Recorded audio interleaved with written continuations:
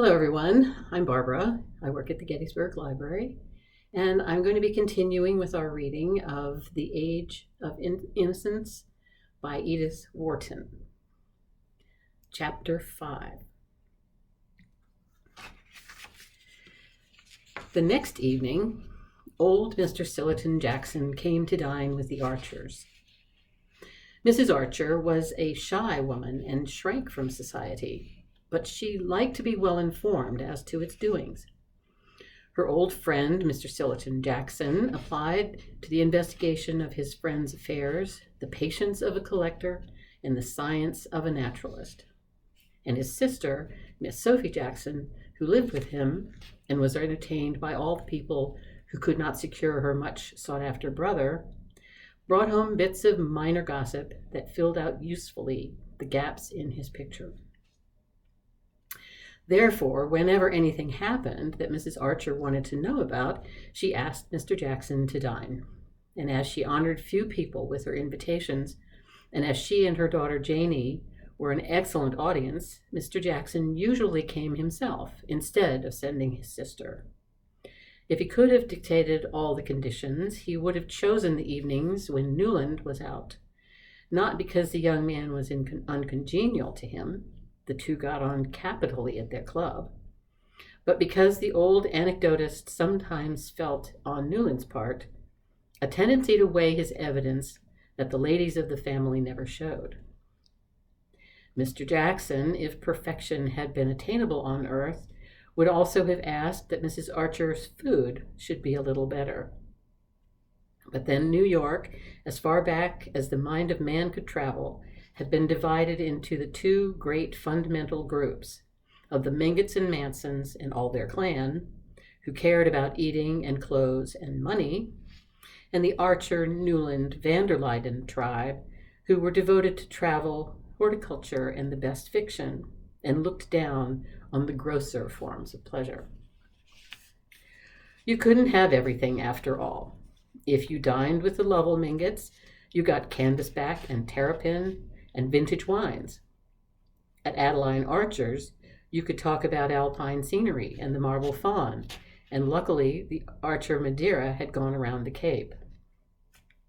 Therefore, when a friendly summons came from Mrs. Archer, Mr. Jackson, who was a true eclectic, would usually say to his sister, "I've been a little gouty since my last dinner at the Lovell Mingotts. It will do me good to diet at Adeline's." Mrs. Archer, who had long been a widow, lived with her son and daughter in West 28th Street. An upper floor was dedicated to Newland, and the two women squeezed themselves into narrower quarters below. In an unclouded harmony of tastes and interests, they cultivated ferns in Mordian cases, made macrame lace and wool embroidery on linen, collected American Revolutionary glazed ware, subscribed to Good Words, and read Ouida's novels for the sake of the Italian atmosphere. They preferred those about peasant life because of the descriptions of scenery and the pleasanter sentiments, though in general they liked novels about people in society whose motives and habits were more comprehensible. Spoke severely of Dickens, who had never drawn a gentleman, and considered Thackeray less at home in the great world than Bulwer, who, however, was beginning to be thought old-fashioned. Mrs. and Miss Archer were both great lovers of scenery. It was what they principally sought and admired on their occasional travels abroad, considering architecture and painting as subjects for men, and chiefly for learned persons who read Ruskin. Mrs. Archer had been born a Newland, and mother and daughter, who were as alike as sisters, were both, as people said, true Newlands, tall, pale, and slightly round-shouldered, with long noses, sweet smiles, and a kind of drooping distinction like that in certain faded Reynolds portraits.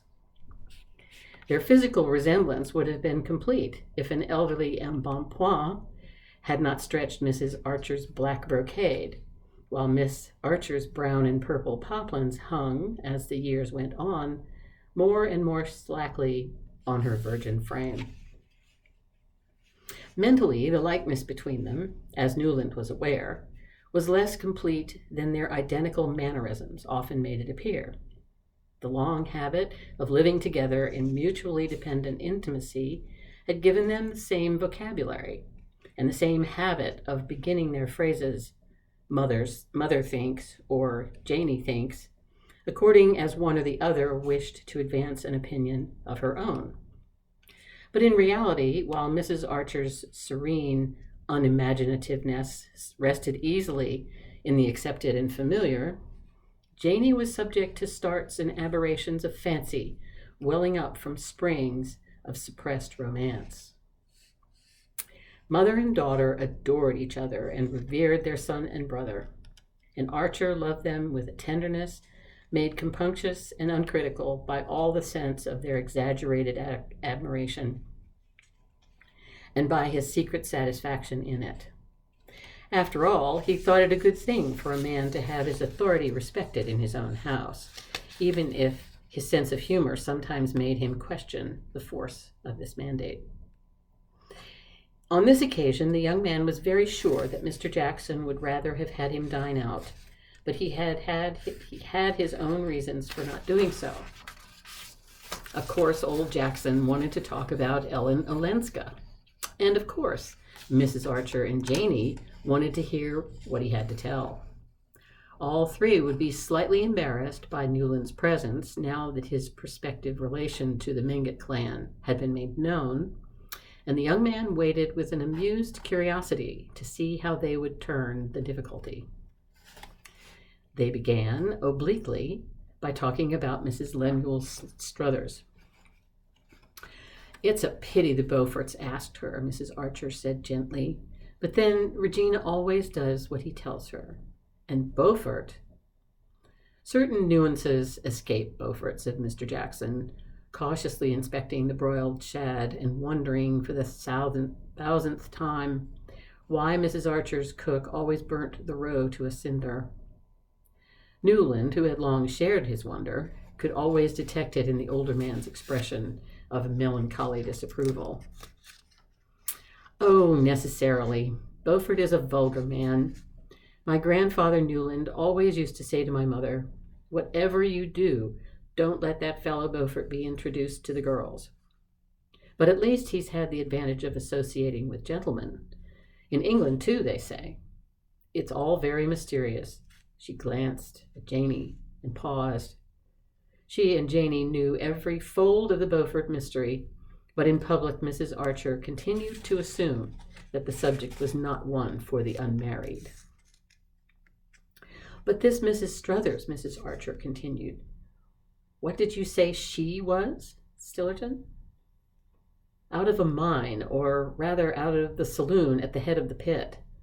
Then with living waxworks, touring New England. After the police broke that up, they say she lived." Mr. Jackson in his turn glanced at Janie, whose eyes began to bulge from under her prominent lids. There were still hiatuses for her in Mrs. Struthers' past. Then Mr. Jackson continued, and Archer saw he was wondering not why no one had told the butler never to slice cucumbers with a steel knife. Then Lemuel Struthers came along.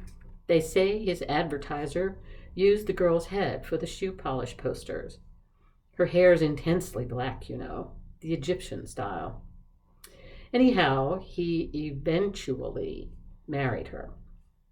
There were volumes of innuendo in the way the eventually was spaced, and each syllable given its due stress. "Oh, well, at the pass we've come to nowadays, it doesn't matter," said Mrs. Archer indifferently. The ladies were not really interested in Mrs. Struthers just then. The subject of Ellen Olenska was too fresh and too absorbing to them.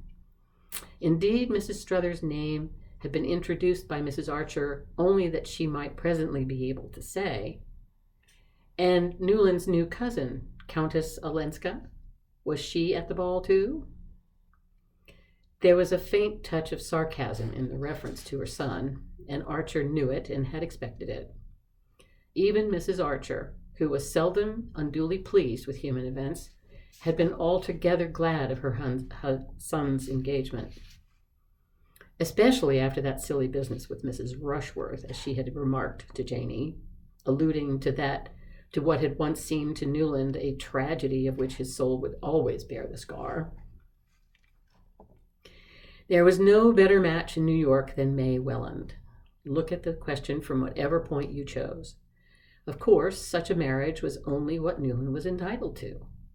But young men are so foolish and incalculable, and some women so ensnaring and unscrupulous, that it was nothing short of a miracle to see one's only son safe past the Siren Isle and in the haven of a blameless domesticity. All this Mrs. Archer felt, and her son knew she felt. But he knew also that she had been perturbed by the premature announcement of his engagement, or rather by its cause. And it was for that reason, because on the whole he was a tender and indulgent master, that he had stayed at home that evening. It's not that I don't approve of the Mingotts' esprit de corps, but why Newland's engagement should be mixed up with that Olenska woman's comings and goings, I don't see, Mrs. Archer grumbled to Janie, the only witness of her slight lapses from perfect sweetness. She had behaved beautifully, and in beautiful behavior she was unsurpassed during the call on Mrs. Welland. But Newland knew, and his betrothed doubtless guessed, that all through the visit she and Janie were nervously on the watch for Madame Olenska's possible intrusion.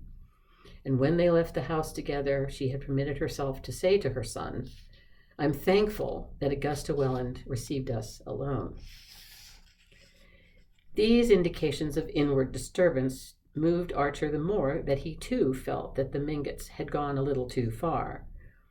But as it was against all the rules of their code that the mother and son should ever allude to what was uppermost in their thoughts, he simply replied, "Oh, well, there's always a phase of family parties to be gone through when one gets engaged, and the sooner it's over, the better." At which his mother merely pursed her lips under the lace veil that hung down from her gray velvet bonnet, trimmed with frosted grapes. Her revenge, he felt, her lawful revenge, would be to draw Mr. Jackson that evening on the Countess Olenska, and having publicly done his duty as a future member of the Mingott clan, the young man had no objection to hearing the lady discussed in private, except that the subject was already beginning to bore him. Mr. Jackson had helped himself to a slice of the tepid fillet, which the mournful butler had handed him with a look that as skeptical as his own, and had rejected the mushroom sauce after a scarcely perceptible sniff.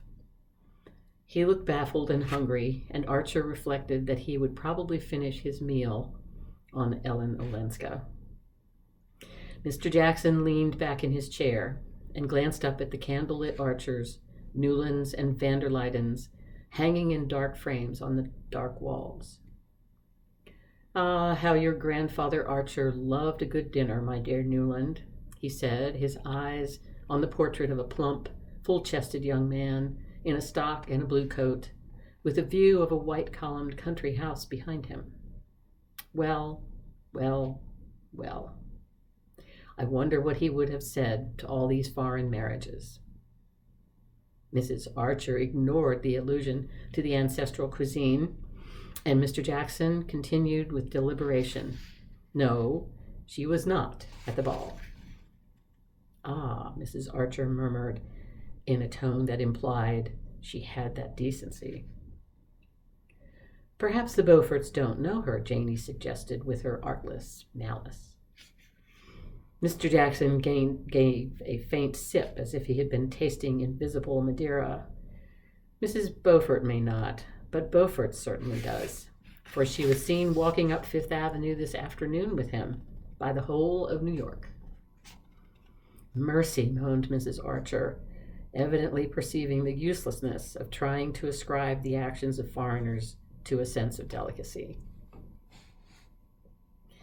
"I wonder if she wears a round hat or a bonnet in the afternoon," Janie speculated. "At the opera I know she had on a dark blue velvet, perfectly plain and flat, like a nightgown." "Janie," said her mother, and Miss Archer blushed and tried to look audacious. It was, at any rate, in better taste not to go to the ball, said Mrs. Archer. A spirit of perversity moved her son to rejoin, I don't think it was a question of taste with her. May said she meant to go, and then decided that the dress in question wasn't smart enough.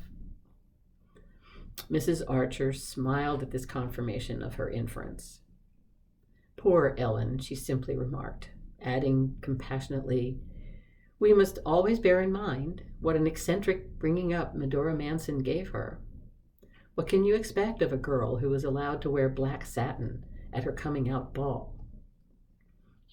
Ah, don't I remember her in it, said Mr. Jackson, adding, poor girl, in the tone of one who, while enjoying the memory, had fully understood at the time what the sight portended. It's odd, Janie remarked, that she should have kept such an ugly name as Ellen. I would have changed it to Elaine. She glanced about the table to see the effect of this. Her brother laughed. Why Elaine? I don't know. It sounds more Polish, said Janie, blushing. It sounds more conspicuous, and that can hardly be what she wishes, said Mrs. Archer, distantly. Why not? Broke in her son, growing suddenly argumentative. Why shouldn't she be conspicuous if she chooses? Why should she slink about as if it were she who had disgraced herself? She's poor Ellen, certainly, because she had the bad luck to make a wretched marriage. But I don't see that that's a reason for hiding her head as if she were the culprit. That, I suppose, said Mr. Jackson speculatively, is the line the Mingotts mean to take. The young man reddened. I didn't have to wait for their cue, if that's what you mean, sir. Madame Olenska has had an unhappy life. That doesn't make her an outcast. There are rumors, Mr. Jackson began, glancing at Janie. I know, the secretary. The young man took him up.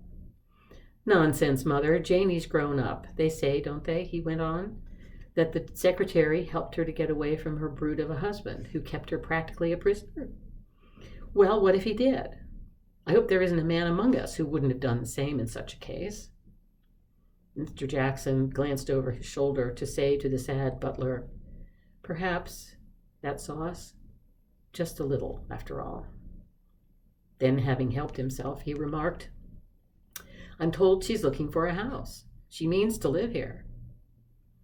I hear she means to get a divorce, said Janie boldly. I hope she will, Archer exclaimed.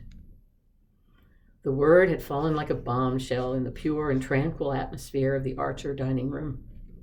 Mrs. Archer raised her delicate eyebrows in the particular curve that signified the butler, and the young man, himself mindful of the bad taste of discussing such intimate matters in public, hastily branched off into an account of his visit to old Mrs. Mingott. After dinner, according to immemorial custom, Mrs. Archer and Janie trailed their long silk draperies up to the drawing room, where, while the gentlemen smoked below stairs, they sat beside a carcel lamp with an engraved globe, facing each other across a rosewood work table with a green silk bag under it, and stitched at the two ends of a tapestry band of field flowers destined to adorn an occasional chair in the drawing room of young Mrs. Newland Archer. While this rite was in progress in the drawing room, Archer settled Mr. Jackson in an armchair near the fire in the Gothic library and handed him a cigar. Mr. Jackson sank into the armchair with satisfaction, lit his cigar with perfect confidence — it was Newland who bought them — and stretching his thin old ankles to the coals, said, You say the secretary merely helped her to get away, my dear fellow? Well, he was still helping her a year later then, for somebody met them living at Lausanne together. Newland reddened. Living together? Well, why not? Who had the right to make her life over if she hadn't? I'm sick of the hypocrisy that would bury alive a woman of her age if her husband prefers to live with harlots. He stopped and turned away, angrily to light his cigar. Women ought to be free as we are, he declared. making a discovery of which he was too irritated to measure the terrific consequences. Mr. Sillerton Jackson stretched his ankles near the coals and emitted a sardonic whistle. "Well," he said after a pause, "apparently Count Olenski takes your view, for I never heard of his having lifted a finger to get his wife back."